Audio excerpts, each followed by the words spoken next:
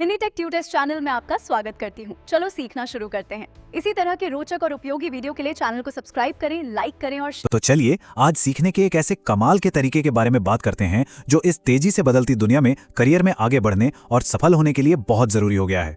जरा सोचिए, मान लीजिए कि 1940 का दशक है और एक नई टेक्नोलॉजी आने ही वाली है। एक ऐसी टेक्नोलॉजी जो एक पूरे के पूरे प्रोफेशन को ही खत्म कर सकती है। ये कोई मनगढ़ंत बात नहीं है, ये दो भाई बहनों की एक सच्ची कहानी है जिनके करियर ने टेक्नोलॉजी के आने पर बिल्कुल अलग अलग मोड़ ले लिए। एक भाई था जो टाइप सेटर का काम करता था, मतलब शीशा पिघलाकर अक्षर बनाने का एक बहुत ही मेहनत वाला काम। वहीं उसकी बहन एक एनिमेटर थी जो फिल्मों के लिए हाथ से एक एक फ्रेम पेंट करती थी। और फिर जब कंप्यूटर आए तो भाई ने वक्त के साथ खुद को बदला और ग्राफिक डिजाइन सीख ली। नतीजा ये हुआ कि वो न सिर्फ टिका रहा बल्कि और ज्यादा प्रोडक्टिव हो गया। वो माउस के कुछ क्लिक से 10 लोगों का काम अकेले करने लगा। वहीं दूसरी तरफ उसकी बहन और टाइप सेटिंग इंडस्ट्री में काम करने वाले 60,000 लोगों की नौकरियां चली गई। और ये कहानी आज की एक बहुत बड़ी सच्चाई को दिखाती है। वो जमाना गया जब एक बार कुछ सीख लिया और जिंदगी भर उसी से काम चलता रहा। अब तो लगातार सीखते रहना ही सर्वाइवल का दूसरा नाम है। अब इसमें जो सबसे दिलचस्प बात है वो ये कि ऐसा सिर्फ एक बार नहीं हुआ। ये एक ऐतिहासिक पैटर्न है जो 1900 के दशक की कपड़ा क्रांति में भी साफ साफ दिखाई देता है। देखिए, शुरू में क्या हुआ, जैसे ही ऑटोमेशन की वजह से कपड़े सस्ते हुए, उनकी डिमांड आसमान छूने लगी। लोगों को डर था कि मशीनें आने से नौकरियां जाएंगी, पर हुआ इसका ठीक उल्टा। कपड़ा उद्योग में नौकरियों की संख्या बहुत तेजी से बढ़ गई। इंडस्ट्री बढ़ती गई और लोगों को काम पे रखती गई, सैलरी भी बढ़ाती गई।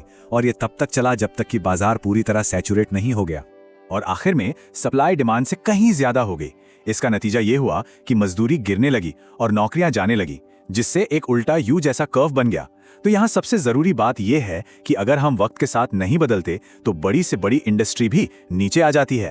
तो अगर लगातार सीखना ही इसका हल है तो सवाल यह है कि सीखने का सबसे असरदार तरीका क्या है। चलिए इसके लिए हमारी पीढ़ी के सबसे शानदार दिमागों में से एक डेमिस हसाबिस के तरीके को समझते हैं। हस्साब बचपन से ही शतरंज में माहिर थे, लेकिन एक सवाल ने उनकी जिंदगी का रास्ता ही बदल दिया। हम सोचते कैसे हैं? बस इसी सवाल का जवाब ढूंढने के लिए उन्होंने एक बहुत बड़े लक्ष्य के साथ डीप माइंड की शुरुआत की।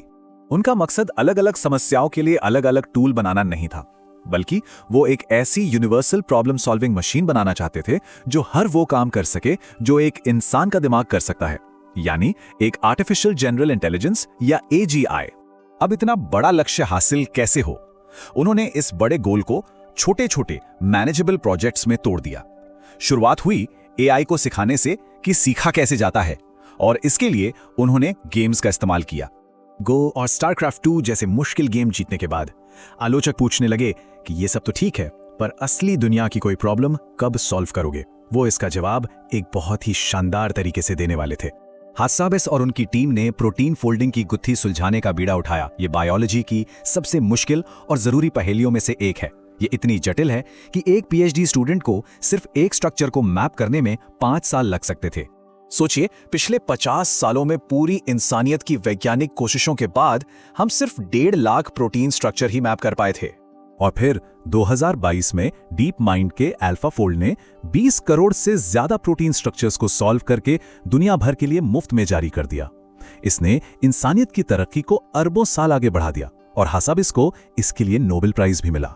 और ये कामयाबी उनके तरीके की ताकत को दिखाती है, जिसे कहते हैं प्रोजेक्ट बेस्ड लर्निंग। ये हमारी पढ़ाई करने के पारंपरिक तरीके को बिल्कुल पलट कर रख देता है। प्रोजेक्ट बेस्ड लर्निंग या PBL ज्यादा तेज और असरदार है। क्यों? क्योंकि इसमें हमेशा यह साफ होता है कि हम कुछ क्यों सीख रहे हैं। इसमें एक्सपर्ट्स के साथ मिलकर काम करने का मौका मिलता है। यह किसी एक विषय तक सीमित नहीं है। और सबसे बड़ी बात, जब हम सच में कुछ बनाते हैं तो उससे जो कॉन्फिडेंस मिलता है वो असली होता है। तो सवाल यह है कि इस कमाल के तरीके का इस्तेमाल करना कैसे शुरू किया जाए। और यकीन मानिए, ये उतना मुश्किल नहीं है जितना सुनने में लगता है। बस ऑनलाइन जाके सर्च करें प्रोजेक्ट बेस्ड लर्निंग और साथ में अपनी पसंद का कोई भी टॉपिक लिख दें। आपको अनगिनत फोरम और प्रोजेक्ट्स मिल जाएंगे जहां लोग कोडिंग से लेकर इतिहास तक इसी तरीके से सीख रहे हैं। जैसे गिटहब जैसी वेबसाइट्स कोलैबोरेटिव कोडिंग प्रोजेक्ट से भरी पड़ी हैं। लगभग हर फील्ड के लिए ऐसे प्लेटफॉर्म्स मौजूद हैं जहां कोई भी जाकर एक असली प्रोजेक्ट का हिस्सा बन सकता है और काम करते करते प्रैक्टिकल स्किल्स सीख सकता है।